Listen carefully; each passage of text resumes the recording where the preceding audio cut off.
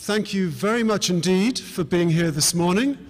It is a very exciting event this morning. I do thank you for your attendance, and I very much hope that you've had a wonderful year in Lighthum this year and that you're looking forward to your CC experience next year. I just want very briefly to explain the circumstances and what has gone into the event this morning.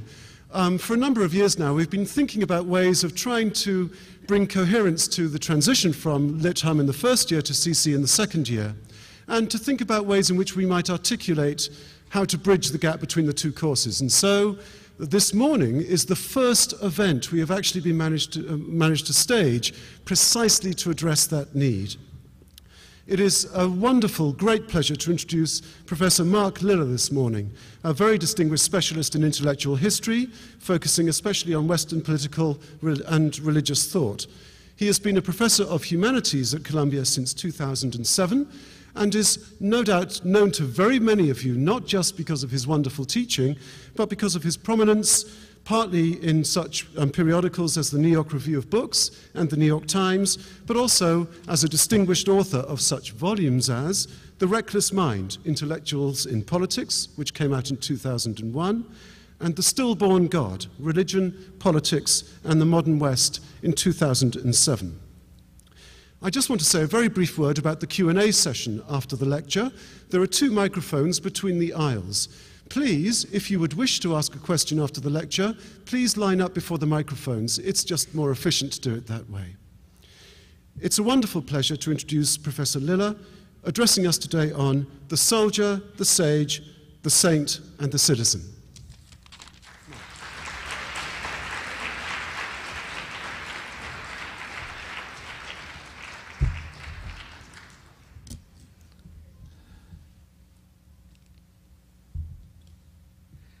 Thanks for coming. In Plato's dialogue, The Gorgias, we find Socrates in discussion with a nasty little man by the name of Callicles, who wants to convince Socrates that might makes right.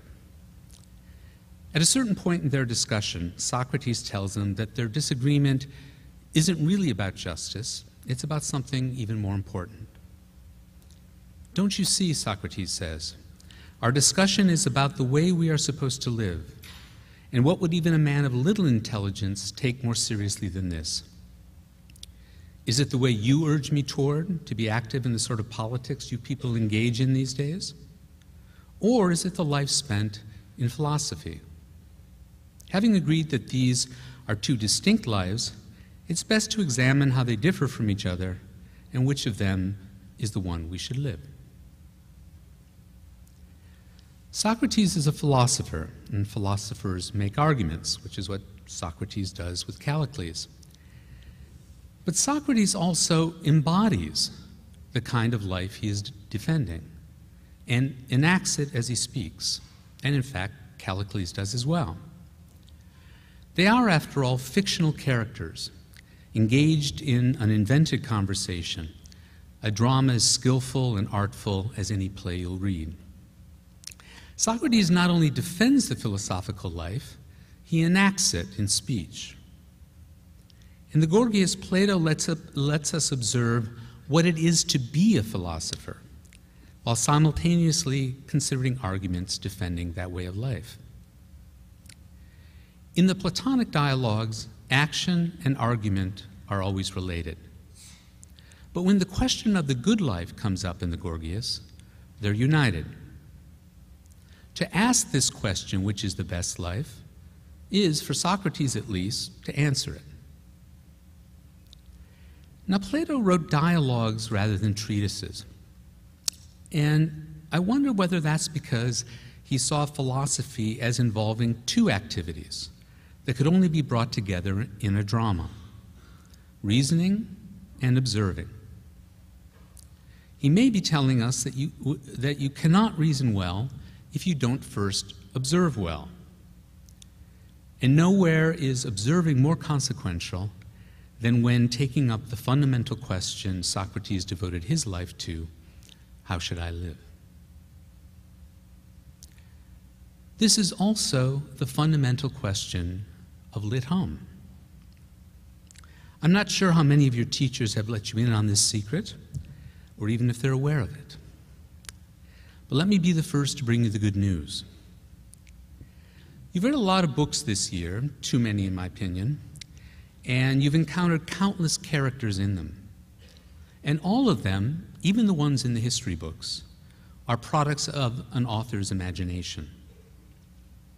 When we meet them, our own imagination is stimulated in turn, and we are almost inevitably led to think, what would it be like to live like this person or that person? What would it be like to value what they value, pursue their goals, suffer their disappointments, experience their happiness? Whether you realize it or not, you've already begun to philosophize. You've been observing human nature in action and have even begun to recognize distinct human types who represent radically opposed ways to live. So you're now ready to start reasoning about which of these lives, if any, are worth pursuing and which might be the best for you or for anyone. I'm guessing that at the end of April, you're not up for that right now.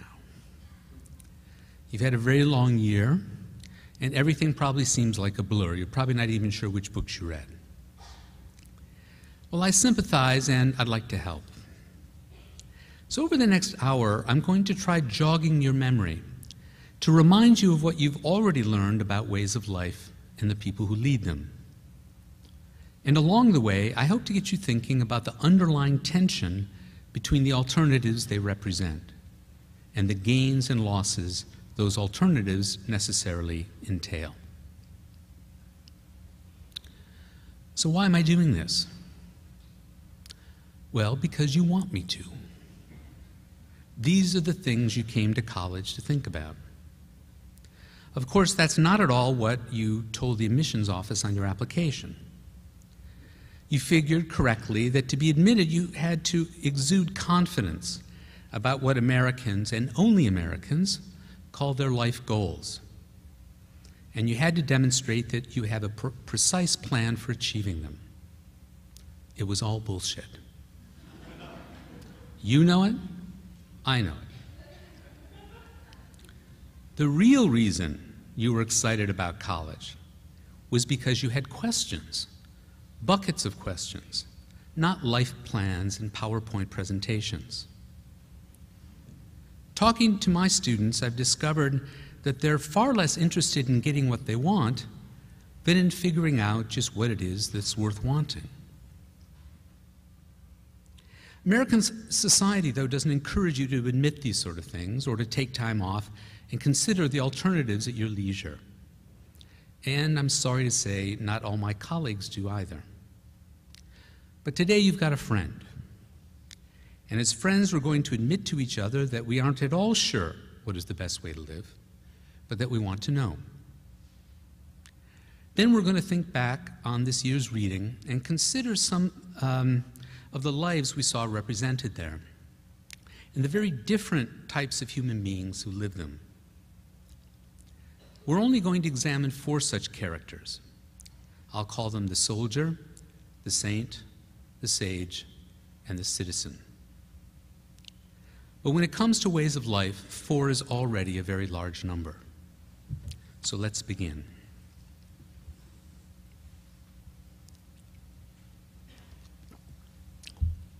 The soldier. Achilles is angry. He's angry because he's been dragged into a foolish war by a foolish general, angry because that fool has taken what's properly his, angry because his superiority has not been recognized. He has very good reasons to be angry, but these reasons are not the ultimate source of his anger.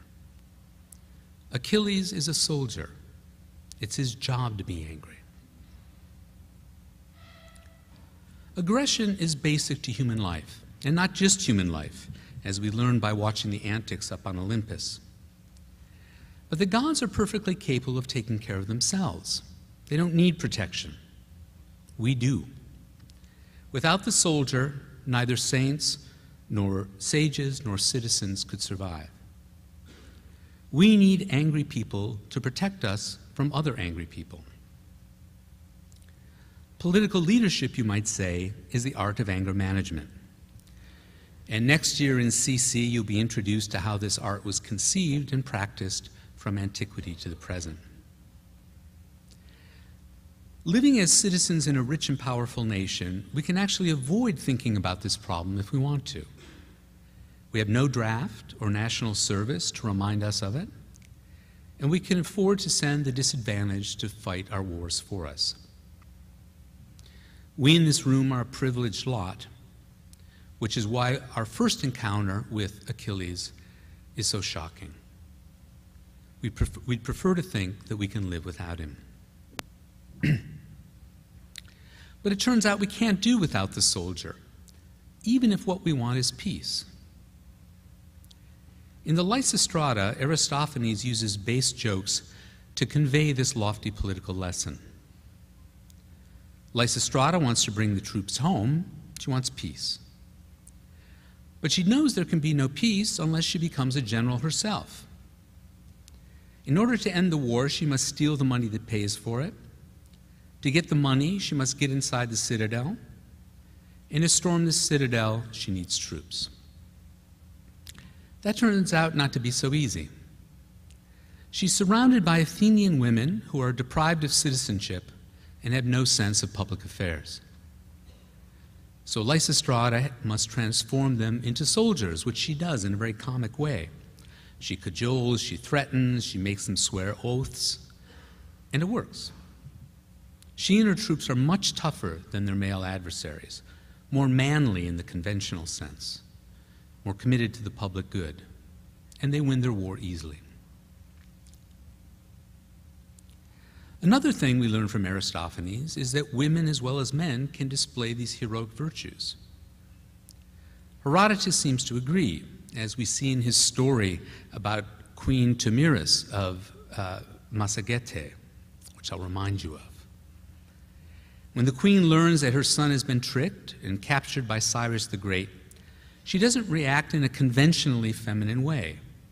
She stokes her anger and she goes into battle.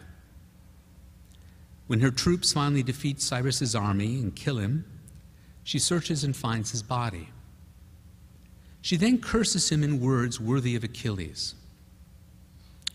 In her rage, she addressed his body as follows, Herodotus writes, "I warned you I would quench your thirst for blood, and so I shall." She then filled a wineskin with blood and shoved his severed head into it. Game over. The soldier is a particular human type who follows a distinctive way of life. The aim of that life is glory, the closest thing to immortality human beings can hope to attain on earth. And what brings glory is not victory per se, but the display of certain virtues in battle, even in defeat. The virtues of honor, courage, and loyalty. No soldiers were more glorious to the ancient Greeks than those who lost the Battle of Thermopylae, where they were vastly outnumbered by Persian troops. As you recall, knowing that the battle was lost, Spartan king Leonidas ordered the armies to retreat. And to ensure their safety, he stayed at his post with a small contingent facing certain death. When a scout sent by Xerxes spied on Leonidas' troops, he was surprised to discover that the Spartans were not biting their nails or praying to the gods. They were doing their morning exercises and combing their hair, serene in the knowledge that by doing their duty honorably and courageously, they could attain eternal glory. When Xerxes heard this, he laughed. But after the battle was over, he wasn't laughing anymore. He had lost a great number of men. He had learned, Herodotus tells us, that although he had plenty of troops, he did not have many men. It's hard not to admire the soldier and his virtues. But all virtues have their characteristic vices. and the soldier's vices are as destructive to society as his virtues are to protecting it. If the soldier is the most necessary human type, he is also the most dangerous. When his anger is misdirected, honor becomes vanity, courage becomes hubris, and duty becomes vengeance. How many examples of perverted anger and twisted virtue did you read about last fall? Achilles dragging Hector's body around Troy, Clytemnestra staging Agamemnon's murder, Astyages making Harpagus eat his own son, Xerxes flailing at the waters of the Hellespont, and then Alcibiades sailing off to Sicily. Now, after reading these stories, many of you, having grown up in a Christian or post-Christian society, come to the conclusion that anger itself is the problem, that anger itself needs to be extinguished. But is that really true, even from a Christian standpoint? You also read the Gospels, and you know that when Jesus entered the temple and saw the money changers, he did not greet them with a blessing.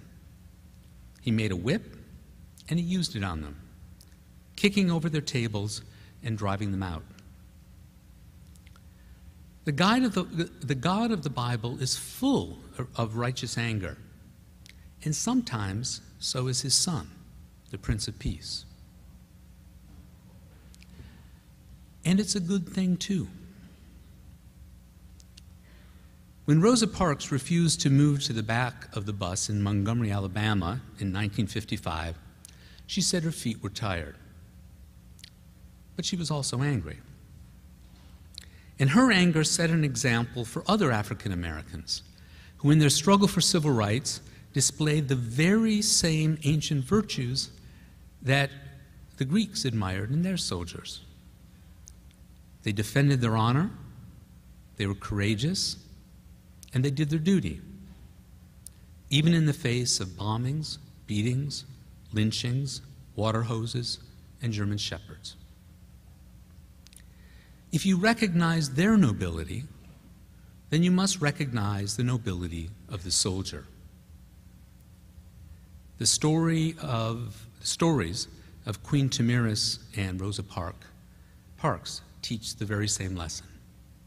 No anger, no justice.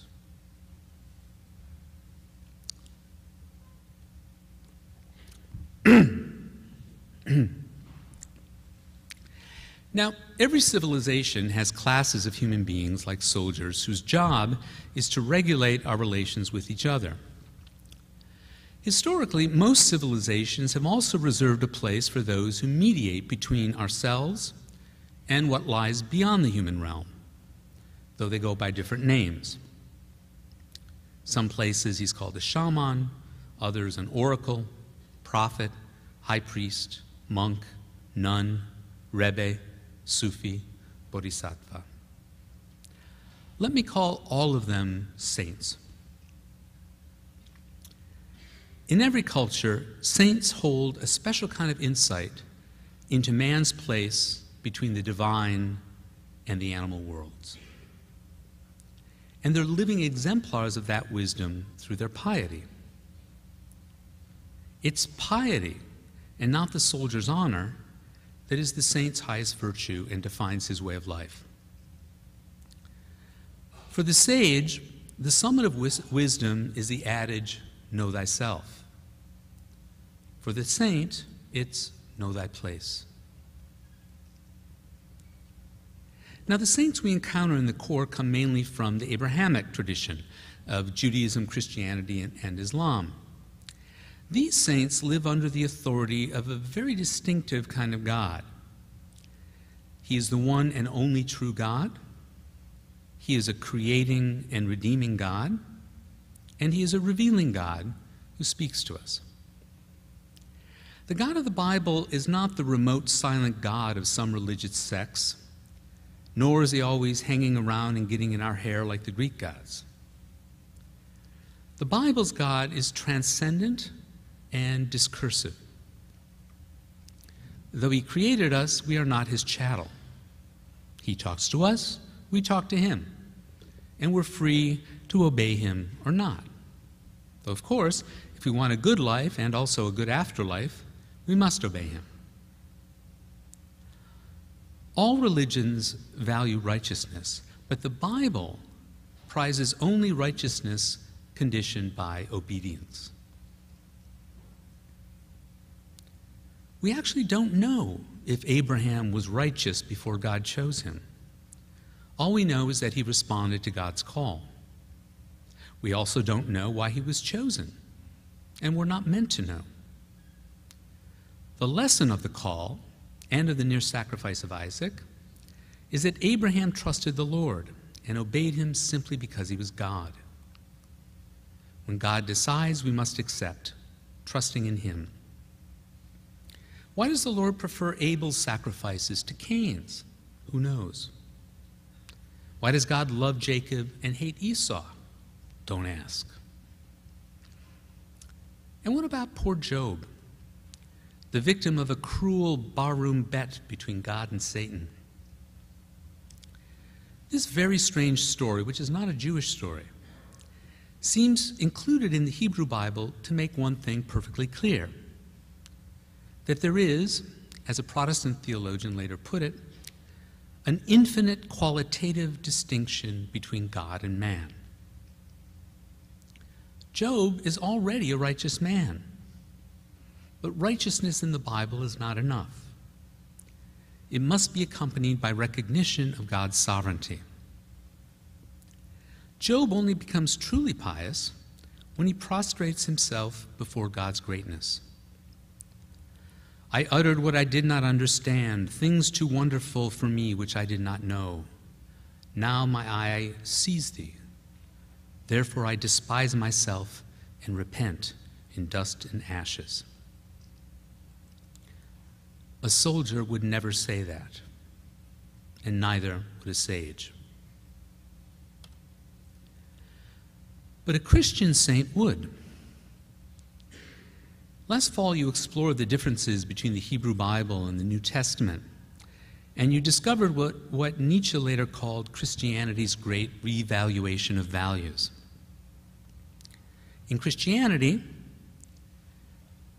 Hebrew piety was transformed from faithfulness to a covenant between God and a people to individual discipleship based on choice. And this choice brings with it, as we see in St. Augustine, an inner struggle between two wills, one good, the other evil. But the highest virtue of the Hebrew saint, righteous obedience, is not altered by Jesus Christ, nor is it softened. God's cruel demand that Abraham murder his own son is matched by Jesus' cruel demand that if anyone comes to me and does not hate his own father and mother and wife and children and brothers and sisters, yes, and even his own life, he cannot be my disciple. The saint accepts this, even rejoices in it. By knowing his place and recognizing his dependence, he lives the best life possible for human beings. Against the soldier's anger, the saint is righteous and compassionate. Foregoing honor and glory, he's humble. He, like the soldier, prizes a good life over a mere life, but that's only because he recognizes something higher than human life. The soldier, however brave and honorable he may be, does not. What makes him a hero is that his sacrifice can never fully be redeemed, even in glory. As Achilles laments in Hades, "O shining Odysseus, never try to console me for dying. I would rather follow the plow as thrall to another man, one with no land allotted him and not much to live on, than to be king over the perished dead." the soldier loses his only home in death, the world. The saint, even in the world, abides in God. Late have I loved you, Augustine writes. Beauty so old and new, late have I loved you. You touched me, and I'm set on fire to attain the peace which is yours. I can find no safe place for my soul except in you. The saint's life is, in the end, not fully of this world, which raises a number of questions. What does the saint owe the world? And what does the world owe the saint? You'll be discussing this all next year in CC, and I think that you'll discover that the only thing harder than governing a nation of sinners is governing a nation of saints.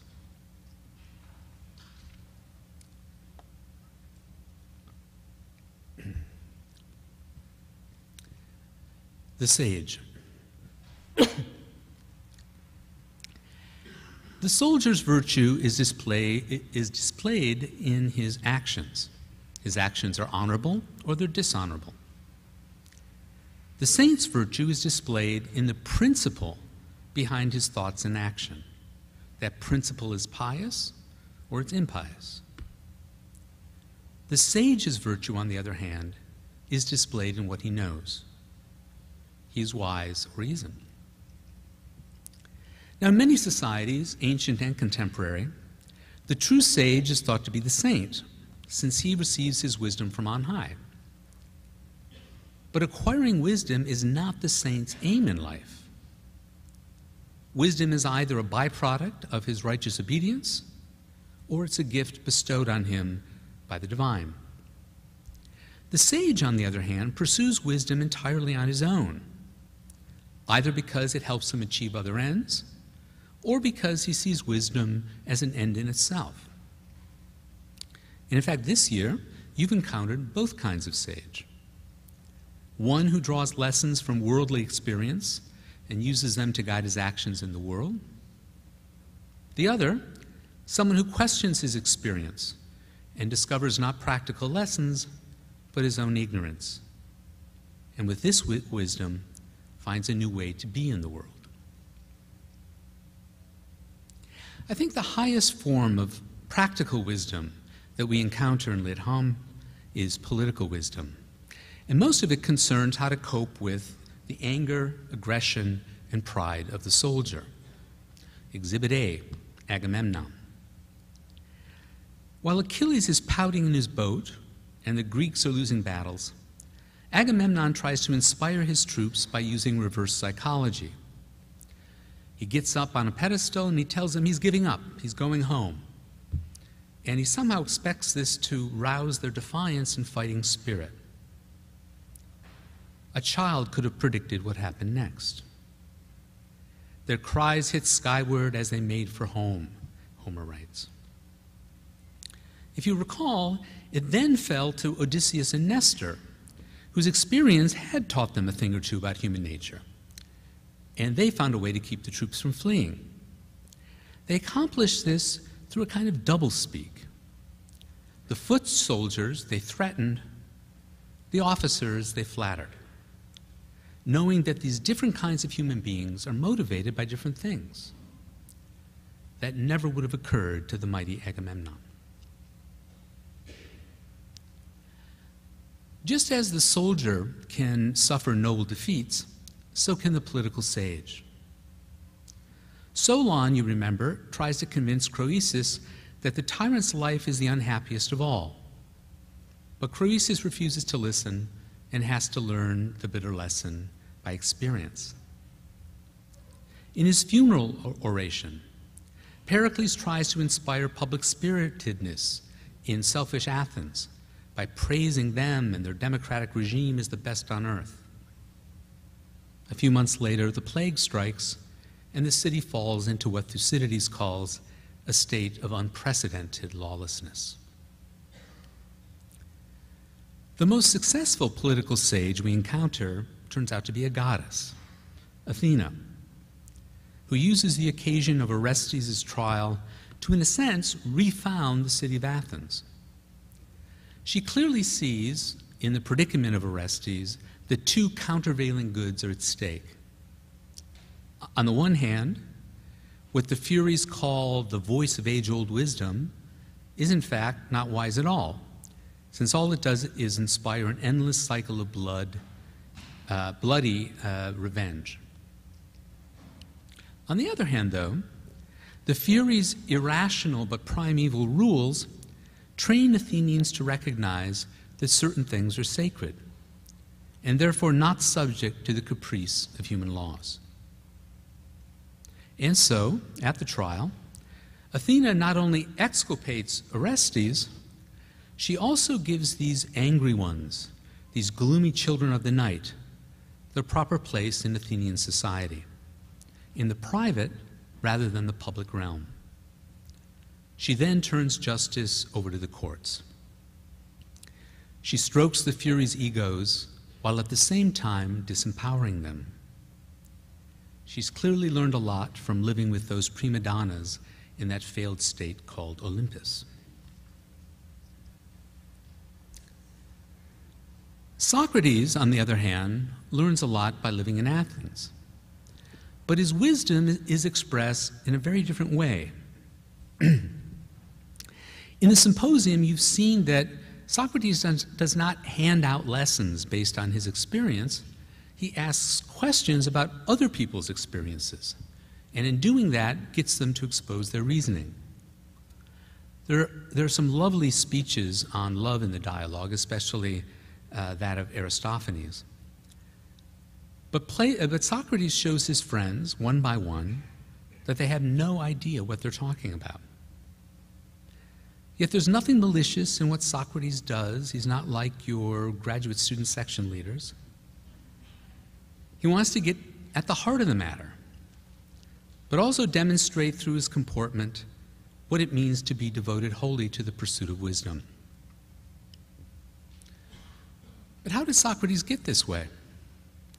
Well, he gives an account of himself in the Apology, a dialogue you unfortunately weren't asked to read this year, and which should be at the top of your summer reading list. It seems that one day the Oracle of Delphi declared Socrates to be the wisest man in Athens, which Socrates knew to be absurd. So he went out to speak with his fellow citizens, politicians, poets, craftsmen, sure that he'd find someone wiser than he. But he didn't. Professing themselves wise, they proved to be fools, which made Socrates realize that he was wiser than them, if in only one respect. In his words, that what I don't know, I don't think I know. Such a simple thought, but a revolutionary one, since, as Socrates' modern disciple Montaigne put it nearly 2,000 years later, all the abuses in the world are engendered by our being taught to be afraid of professing our ignorance. Socrates and Montaigne look about them and they see exactly the same thing, that people are unjust towards others and unhappy within because they have false ideas about what truly matters. It's not that no one has revealed the truth to them or given it to them like a present. It's that they lack a certain orientation toward life that allows truth to reveal itself. And it's by watching Socrates speak with others that we learn what it is to have such an orientation. Now, who could possibly object to a life like this? Well, lots of people, it turns out. That is why in the Apology, Socrates is on trial for the capital crimes of not believing in the city's gods and of corrupting the young. And considered from the standpoint of the saint or the soldier, you can understand why he's on trial. A pious Athenian who falls into Socrates' hands will soon realize he knows nothing about the gods he worships. And a young man going to war who listens to him will soon lose the anger he needs to be victorious in battle. It turns out that the pug-nosed busybody Socrates, in fact, does threaten the foundation of the Athenian political order. If Athens is to continue as it always has, either he must cease philosophizing in public, or he must die. He chooses to die, which means he also ceases to philosophize. But he leaves behind an example of a life wholly devoted to truth. What's not explored in the Apology is the road not taken, that Athens, rather than Socrates, be made to change. What would it be like to have a city in which the philosopher's wisdom was followed? After Socrates' death, Plato wrote The Republic, an imaginary dialogue in which a city is built from scratch with an eye to letting philosophers rule. When you read it next year, you'll discover something odd but very revealing, that the discussion does not begin with the training of the perfect philosopher.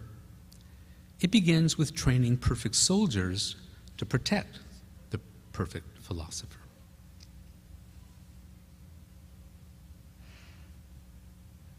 The citizen. The soldier, the saint, and the sage are human types who can be found in every civilization. The citizen cannot.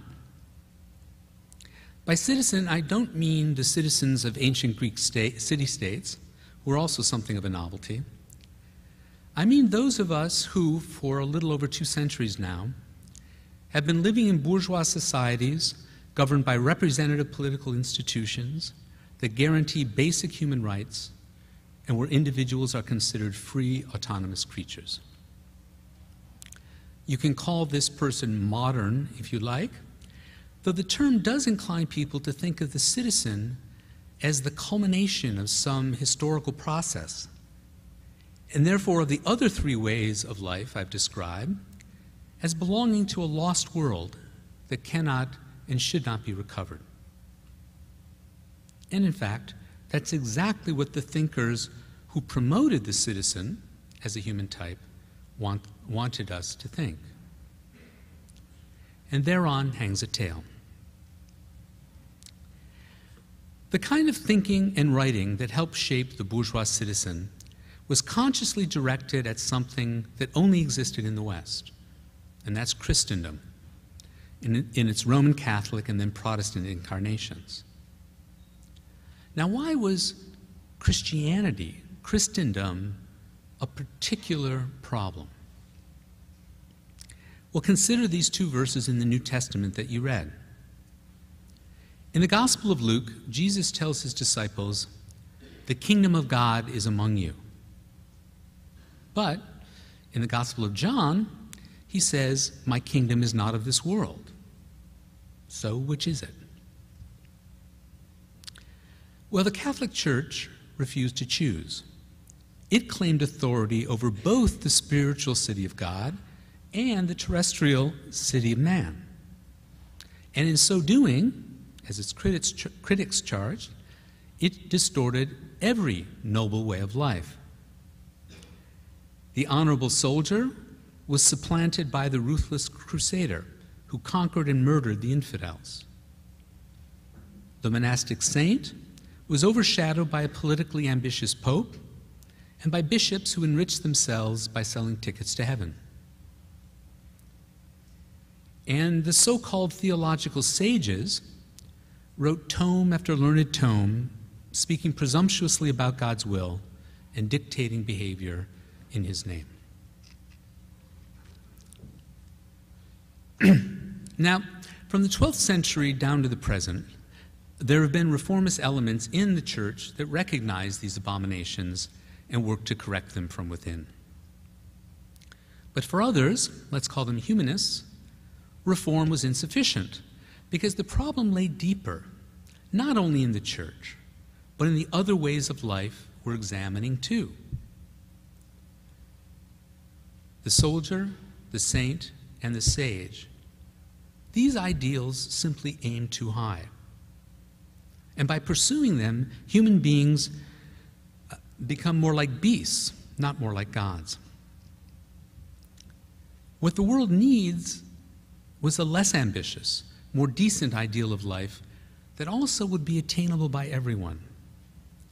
A way of life adapted to how most people really are and not how they should be. The best way of life for these new thinkers is the most realistic way of life. One of the most effective weapons in the humanist campaign turned out to be humor. Never underestimate the power of a joke. A mocking laugh can do more to undermine an idea than libraries of books refuting it. I can think of no more devastating critique of Roman Catholicism, not in Luther, not in Calvin, not in Voltaire, than those wickedly funny stories in the Decameron. All Boccaccio has to do is point out the enormous gap between the saintly life the clergy professes and the selfish, gluttonous, oversexed lives they actually lead. His work is done. The more we laugh with him, the less seriously we can ever take the saintly life. Cervantes achieves something similar in Don Quixote. He creates a character whose mental illness is precisely idealism. Idealism itself is what he suffers from. But Cervantes doesn't really mock the heroic virtues of honor, courage, and duty, and I think he means us to love Quixote. It's just that the world is simply not good enough for Quixote. And in life, you have to adapt to the world you have and not the world you'd wish for. Now, granted, there's not as much humor in Montaigne as there is in Boccaccio or Quixote, but his intent in the essays is exactly the same as theirs: to clip the wings of our ambitions and teach us our limits. Except Montaigne also redefines those limits by painting a disarmingly modest portrait of himself as he supposedly really is. He's very happy to admit that he's an imperfect man, that his happiness rests entirely on being reconciled to his imperfections, whether they're physical, mental, or even moral. An unwillingness to accept and live within the limits of the human is the source of all the vices Montaigne most hated, the vices that were on full display in the religious wars of his time: superstition, fanaticism, cruelty to the self and cruelty to others, and domination by the strong. And by example, he shows us a new way of living based on new sorts of virtues. This way of living depends on self-acceptance, pleasure, spontaneity, moderation, skepticism, self-sufficiency, variety, and above all, an acceptance of mortality. Montaigne admires Socrates as perhaps the greatest of men, but he derives from the fact that all men are not Socrates the lesson that Socratic philosophy must be abandoned. So he writes a new kind of philosophy, one meant for the rest of us who aren't Socrates. The book in Lit Hum that best reflects the kind of world Montaigne dreamed of is, to my mind, Pride and Prejudice. To begin with, it's a realistic novel, a relatively new literary form that allowed writers to explore human psychology and behavior as they actually manifest themselves in daily life. It also, in the spirit of realism, turned its eye to a way of life that had been passed over by almost all Western literature until that point, and that's the domestic lives of women. A few pages into Pride and Prejudice, we realize that we're reading up about people who have nothing to do with the elevated human types I discussed earlier. The soldier has been replaced by the gentlemen and ladies, the saint's piety replaced by good manners, the sage's wisdom replaced by common sense, and the immortality of the soul is replaced by the inheritance of property. Darcy is an honorable man because he keeps his word, not because he dies like Hector. Mr. Bennet, well, he's wise in a practical way. He understands his wife and his daughters and how to cope with them. But he's bitter and incurious, especially about himself. Mr. Bennet does not do self-knowledge. And Elizabeth is obviously no saint, though she's not a sinner either. Instead, over the course of the novel, Lizzie has to learn the bourgeois virtues of the citizen, to be more skeptical about her own moral certainties and more tolerant of the variety of human characters. She becomes a good person, not a pious one. She would not respond to a divine call if she heard one, and would politely demur if asked to drop everything and follow the Lord. She's much too sensible to run off in pursuit of an ideal. That's what Lydia did, and look what happened to her. No, Lizzie will stay home. She'll take care of her sisters. She'll raise a family, and she'll pass on her property to her children. That is the best one can hope for in human life, and she will have achieved it.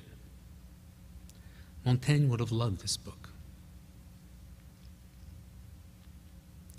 But one of the curious things about the modern citizen, or modern citizens, is how many of them are dissatisfied and unhappy in the bourgeois world they've created for themselves. Yes, they're comfortable, they're safe, they're free, but they keep asking themselves, is this really the best way to live? Is this all? You'll spend a good deal of time thinking about this bourgeois disenchantment in CC next year. After reading some philosophers like Montaigne, who worked very hard to create a world tailored to human limitations, you'll then read authors who find the bourgeois citizen not even human. Rousseau will complain that in becoming civilized and polite, the citizen has lost his natural goodness. Tocqueville will worry about the inner emptiness and anxiety of isolated individuals in a democratic society. Marx will denounce the inhuman economic exploitation that makes the citizen's life possible. And Nietzsche will call him the last man, a creature so debased and lacking in grandeur that only a heroic regeneration of the whole species could possibly redeem him. Now, this debate over the bourgeois citizen, which is run uninterruptedly from the late 18th century down to our time, doesn't appear explicitly as a debate in any of the works you read this year. But bourgeois disenchantment does. It's the pivot around which To the Lighthouse turns. The fate of the last man is not Virginia Woolf's theme. Though read in a certain light, the novel does convey a certain wistfulness about living in a world where, realistically, there are no soldiers, no saints, and no sages. The feeling that courses through the book is that of belatedness, of living after the one big thing, of having missed what truly matters. In the novel, Achilles is nowhere to be found. The cataclysm of the First World War is only alluded to, even though the book is in fact an allegory of how this caesura transformed European consciousness. It's only in this short interlude that we learn that Andrew actually went to war and was killed. We don't know why he went, what he felt about it, and what he wanted to do there. We witness no mourning, no gnashing of teeth, no tearing of garments, no funeral orations. The horses do not weep for Andrew as they did for Patroclus. All Virginia Woolf gives us are two parenthetical sentences about his death. A shell exploded. 20 or 30 young men were blown up in France, among them Andrew Ramsay, whose death, mercifully, was instantaneous. That's all. Andrew's death has no higher meaning. Nor do we find a sage in the novel. Mr. Ramsay is a philosophy professor, not a genuine philosopher, and while his disciple Tansley thinks he's Socrates, Ramsay knows better. Philosophical genius only appears once in a generation, if that, and he was not the chosen one. Well, he did all right. He figured out how to get from A to Q. He had a good innings. But he long ago gave up hope of reaching Z. And now, if he's honest with himself, he had to admit he'd never reach R. He likens himself to the leader of a doomed expedition. And there are no saints into the Lighthouse, though Lily Briscoe and Mr. Banks would love to canonize Mrs. Ramsay. But in truth, she's just a projection screen for their own psychological needs and fantasies. Seen through our eyes, Mrs. Ramsay appears as an ethereal soul, but a rather abstracted and self-involved mother. She loves her children, but she can't imagine them ever being happier than when they were infants in her arms. Why must they grow up and lose it all, she wonders. In the lyrical dinner scene, she prepares an elaborate meal for her loved ones, though her thoughts are not on their pleasure or nourishment. They are on the perfect visual tableau she has created for herself, and which is ruined when her young daughter takes a perfect pear from the perfect fruit bowl and takes a big bite out of it. How odd that one's child should do that, Mrs. Ramsay muses. Though we witness no mourning for Andrew, Lily is inconsolable at the loss of Mrs. Ramsay. She dreams of her. She sees her image in the summer house. But by the end of the novel, she and we begin to see that this ideal, like all the others, must quietly be put to rest. Ideals are illusory things.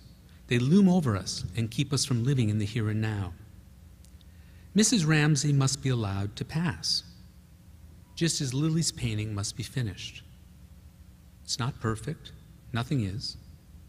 So give the canvas that one last stroke of the brush, and put it aside. It's time to move on.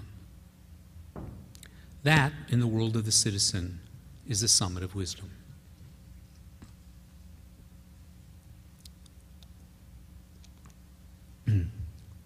But is it the last word? Read for the first time, To the Lighthouse offers a modest and very English sort of consolation.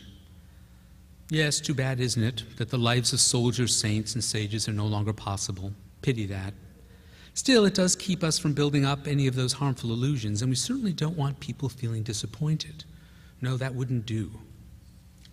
Better to recognize that everything is what it is and not another thing, and there's an end to it. But reading the novel at the end of A Year in Lit Hum, it leaves me, at least, wondering whether this is wisdom or just whistling in the dark. What is so threatening about the prospect that, yes, you actually can still lead a life of valor or piety or wisdom? I ask myself, which is the more mature attitude to take? To assume that the tides of history have made our choices for us, that all the elevated aims that inspired people for centuries no longer have meaning, that all we can hope to do is reconcile ourselves to being free individuals without any particular idea of what we want to do with our freedom? Or is it to face up to the fact that history never changes anything? That modern freedom has, if anything, heightened the drama of having to choose among irreconcilable ends, because traditions and taboos and families no longer determine our destinies as they once did. That, I think, is part of the anxiety you feel and why you try to cover it up by sounding so self-assured about your life goals and career choices. You know that you can go to law school, but you also know that you could just as well devote your lives to the defense of your country, to the work of your churches and synagogues and mosques, or to proving some theorem that's never been proven. What you want and need to do is choose well. And now, after A Year in Lit Hum, I think you're in a better position to do just that. Every year, at the beginning of term, I look around the classroom, pause, and then tell my students, this is the most important class you will ever take. I hope now you understand why. Thank you.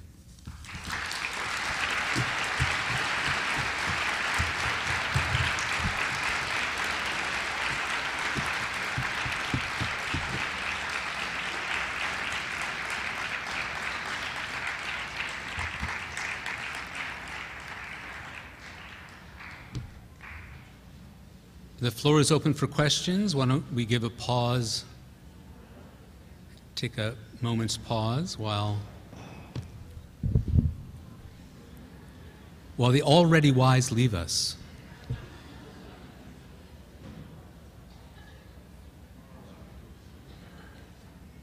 Okay, let's start with the first question. Hi. So I had a question about your reading of To the Lighthouse. Of the what, sorry? Your reading of To the Lighthouse. Mm-hmm. And I might have misheard, but you mentioned the conclusion, things essentially are themselves, things rest in themselves, they aren't other things. In,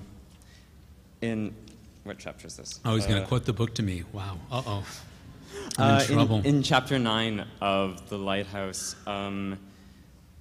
with James, we see that James looked at the lighthouse. He could see the whitewashed rocks, the tower stark and straight.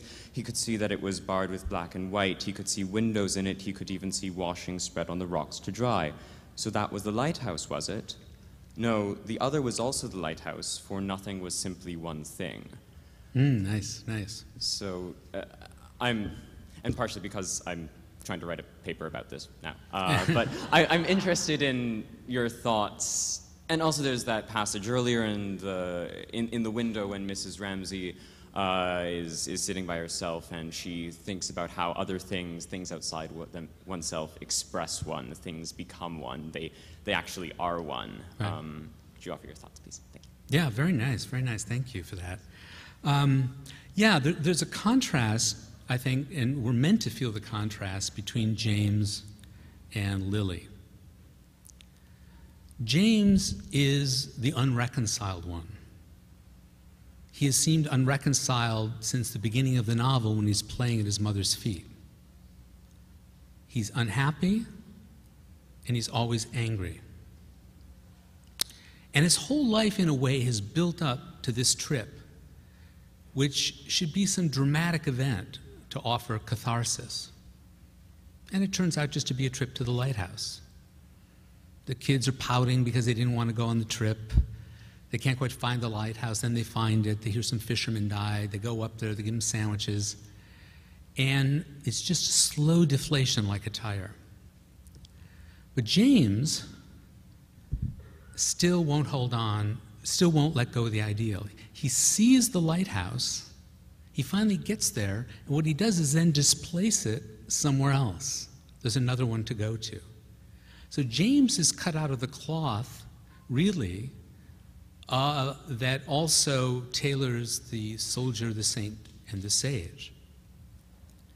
But so there's a tension between James and Lily, but I think that the mood at the end, anyway, is that Lily will never forget Mrs. Ramsay, but she'll go on with her life.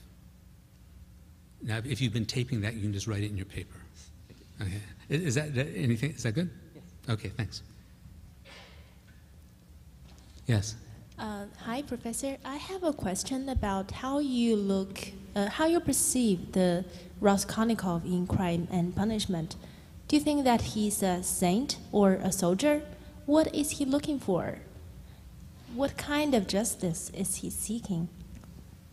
Yeah, I was dreading that question, actually.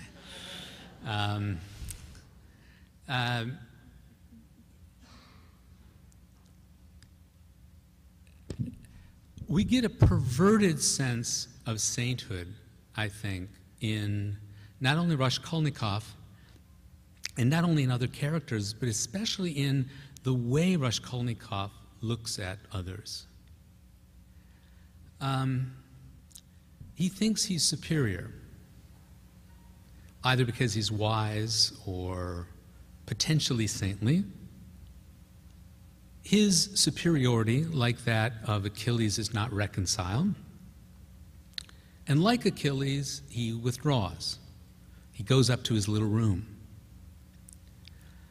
But then his character moves in a way that Achilles' never would, I think. And that is to make a gratuitous act, a kind of rebellion at the way things are.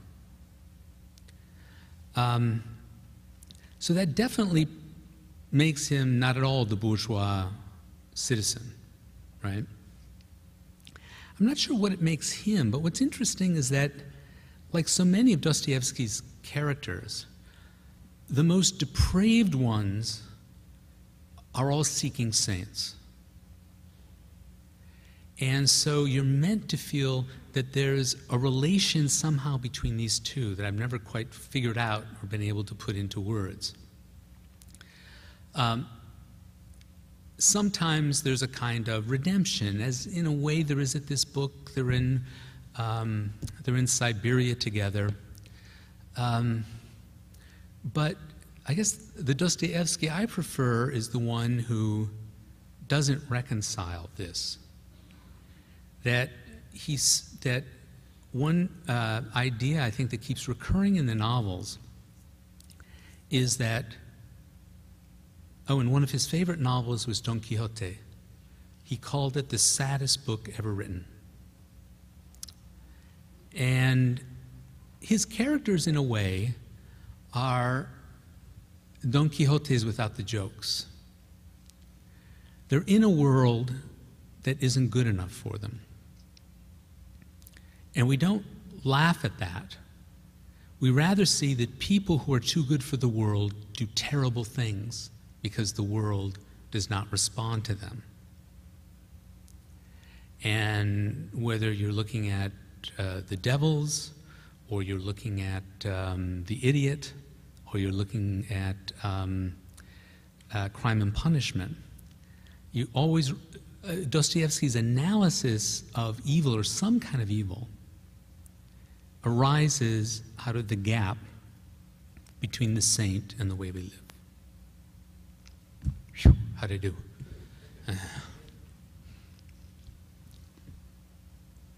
Rachel. Yes, hi. I was hoping you could talk more about Rousseau and where he fits in one of the four types, or it seems like he transcends all four of them. If you would please talk more about that, I'd love to hear it. Well, they haven't read Rousseau yet. Oh, no, I can't do that? Yeah, no, I don't, but I'll give them a foretaste, okay?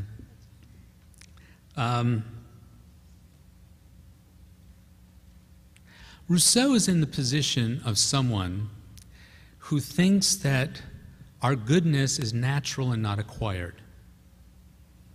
We don't become good by becoming a soldier, a saint, or a sage. But through some historical accident, human beings have fallen into society, civilized society. And in order to survive in it, you have to be alienated from yourself and your natural goodness, and be very attentive to what others think of you. The problem in Rousseau, and what makes him stand out, is that he has this view of history, that history removes possibilities from us. So he thinks a natural life is no longer possible. What do you do? Well, he writes two works to figure that out. I think only one of them you read, and that's The Social Contract, in which he imagines an ideal republic, a little like Plato does in The Republic, and it's a kind of thought experiment. It's not meant to be taken as seriously as people take it, I think, as literally. But he then writes his greatest work, which I try to teach every couple of years, and which I may teach in your junior or senior years, which is Émile, which is a story of an ideal education. What if you were to take a young man, before he's corrupted by society, and have an ideal tutor raise him out in nature? How would he turn out? and how would he re-enter society?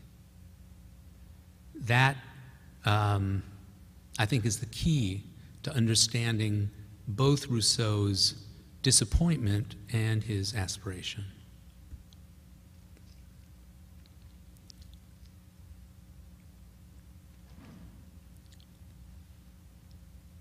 Marilyn. Lilla, I had a question about your understanding of Don Quixote. You say that Cervantes kind of mocks Don Quixote to say that he's kind of incompatible. Slower. I can hear. Sorry. It's almost as if you say that Don Quixote's idealism makes him incompatible with his society. Right. That we need to live in a world in which our values align, and that Don Quixote's values really don't align with his society. Right. But I think we kind of see, especially in The Priest and the Barber, kind of the opposite. The priest is the character that really tries to cure Don Quixote, that recognizes his illness, tries to purge him of this. But I think that even the priest exudes a lot of idealism. We see this when the priest tries to get rid of all Don Quixote's books in his library.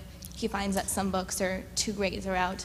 And especially at the end of the novel, when Don Quixote says that he's not actually Don Quixote anymore, the priest and the barber all both beg him to go back on his expeditions, to not abandon his idealism. And then at the end of the novel, after Don Quixote dies, the priest puts Don Quixote's both natural name and his idealistic name on his death certificate, meaning that both of them kind of, that idealism and realism are one and the same. Yeah. So do you think that idealism is kind of an undertone in that society, or do you think that Don Quixote is really incompatible with the society?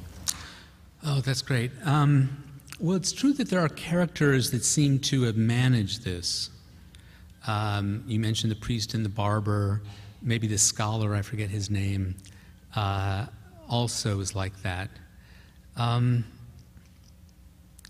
But the novel doesn't teach us how to get from Quixote to them.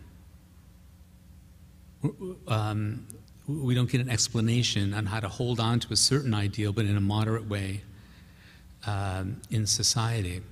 So what's problematized in Quixote is, I think, not chivalry in particular, but rather someone who pursues this ideal single-mindedly. So it's the single-mindedness that we're meant to look at. And it's in looking at the single-mindedness that we see the gap. And the gap is, there are a couple gaps, I think. One is that one of the problems with chivalry is that it's not real honor. Chivalry is a kind of bad mix of Greek military virtue and Christian charity and Christian love. Yeah?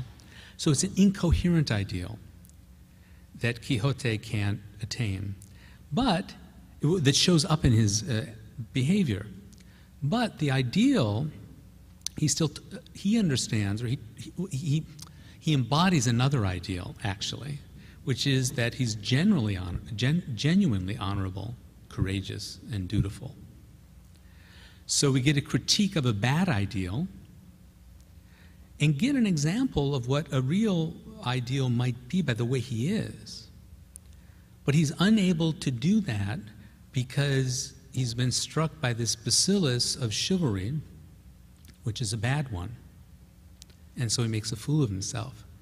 But in the end, I think the gap is shown in Cervantes. But I don't think that the lesson, and I hope I didn't give that impression, is give it all up. It's rather meant to make us feel the comic tragedy in this position and to learn to love Quixote. Yes? Hi.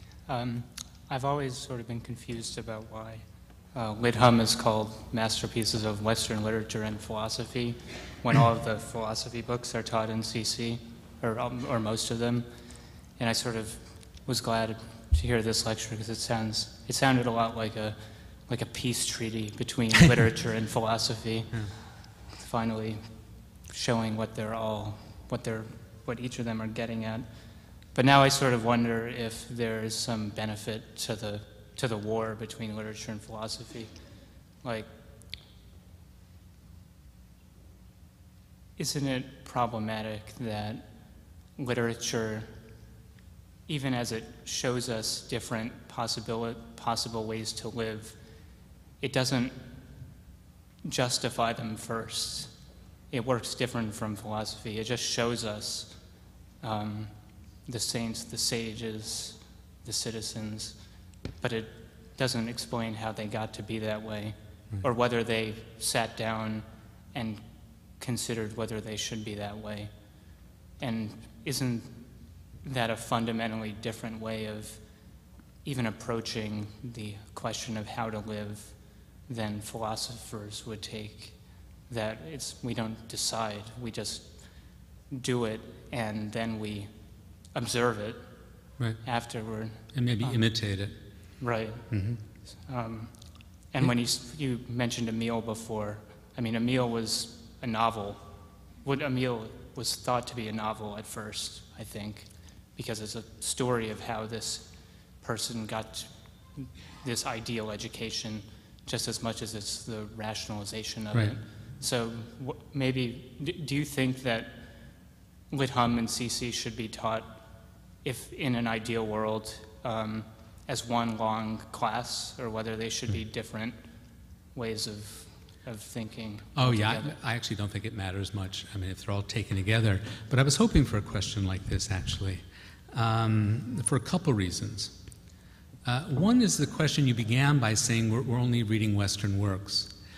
And one of the points I hope came through, though I didn't address it directly, is that the human types that I mentioned, the first three, appear in some form in all civilizations. And that the tension between those types is greater than the tension between cultures. That is, there is more tension between a samurai and a Buddhist monk than there is between a samurai and a crusader, or a Buddhist monk and a Catholic monk. So that by studying any civilization and looking and observing these types, you start to learn the same sorts of lessons. Not that you don't want to get the variety, that's why, thank God, there's a world cultures sequence now. But the point I want to make is that you can abstract the Westernness out of Lit-Hum to get at something more fundamental. But the other point you make is a point that Socrates makes. And for that, I simply point you to the Apology. You'll read about this problem in the Republic, where Socrates bans the poets. And you've also seen it a little bit in the Symposium. Aristophanes creates this beautiful image. And Socrates never addresses directly Aristophanes. They're sort of battling actually in Greece. He writes a play about Socrates that may have led to Socrates' trial, mocking him. But Aristophanes is the best and creates this beautiful image of love. Socrates then goes on to criticize someone else. Aristophanes is about to speak, and Alcibiades walks in. So we never get to hear what the poet says. Then, in the Apology, when Socrates goes out to find out who the real wise men are, he goes out first and meets a politician, and it's clear they know nothing about what they're talking about. At the end, he meets a craftsman and discovers that craftsmen know one thing, but they think that one thing applies to everything. And then there are the poets. The poets perceive everything. They absorb everything. They're perfect receptors, and they're able to turn it into an image. What they can't do is reason about it. And that's why I think the way to read Plato is as an improved kind of poetry. You'll see this in the Republic. At the same time that Socrates is banning the poets, he's rewriting Homer and gives a kind of cleaned up, philosophically sound Homer for his interlocutors to take away. So I think that at least in Plato, there's an awareness of what this tension is. That kind of awareness gets lost, certainly by the time we come to modern philosophy. Thank you. Could you furthermore discuss the theme of redemption in Crime and Punishment? Is a full re-entrance into normal human relations possible for Raskolnikov? And how do you, sorry, is what possible? a full re-entrance into normal human relations possible for Raskolnikov? Yeah. And how do you feel that Dostoevsky handles this? Yeah, that's good too.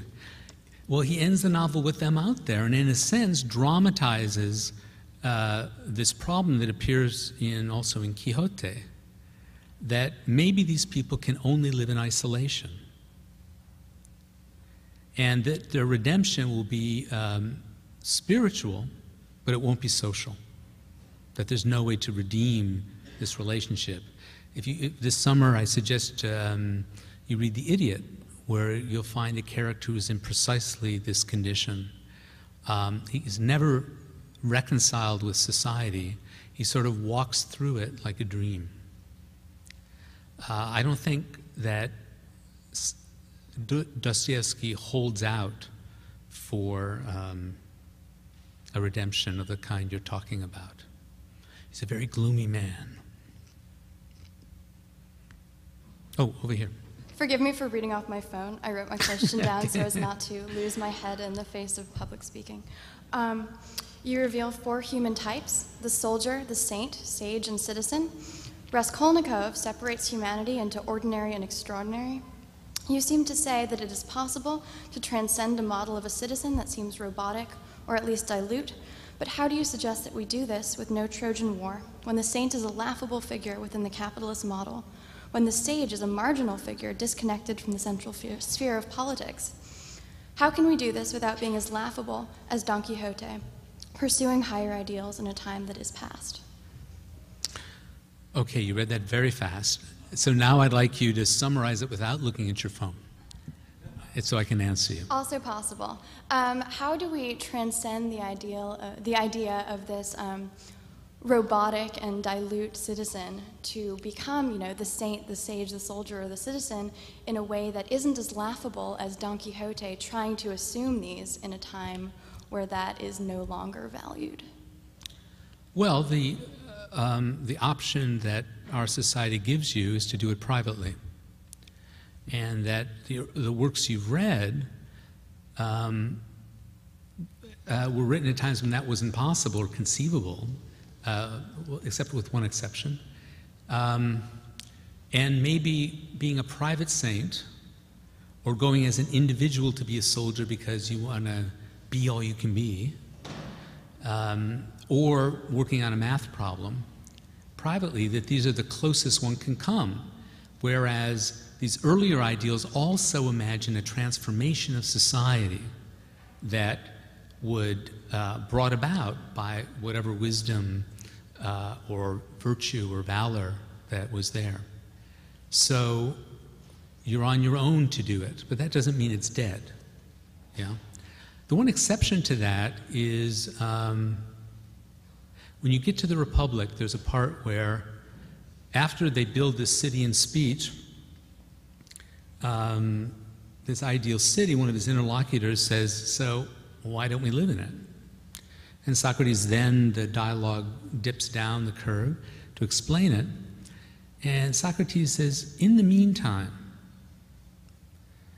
that for the ideal city to arise, there would have to be a miracle. If there's no miracle, all the philosopher can do, he says, is lean against the wall while the storm brews around him. So Plato, I think, envisaged this kind of private life when it can't be transposed to society. Thanks. I'm afraid I've only got one more question, I'm told.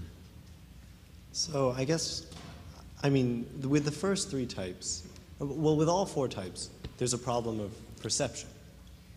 And that's how I sort of reacted to what you were saying, in that with the first 3 types, it was that their aspirations were too grand. And with the reaction of the citizen, their aspirations are too small, that they can't think beyond the present. And, you know, I definitely share your admiration for Montaigne and Jane Austen for being sort of so acutely aware of ignorance. Right.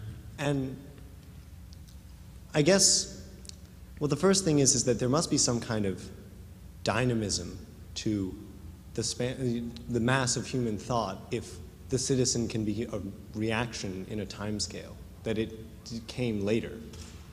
So how do we interact with that ignorance when we become acutely aware of it, or at least aware of it at all, like Montaigne did in his sort of effusive way?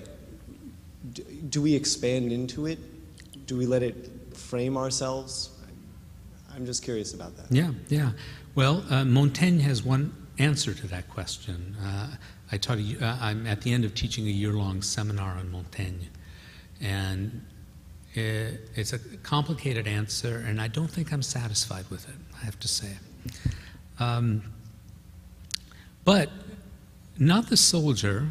Well, yes, even the soldier does. The soldier, the saint, and the sage have a response to ignorance. And that is, the soldier says, I just obey. That's my job. My job is to stay angry. They point me at what I'm supposed to attack, and I go. In the Republic, the soldiers are portrayed as kind of gnarling dogs at the end of a leash, sort of pit bulls.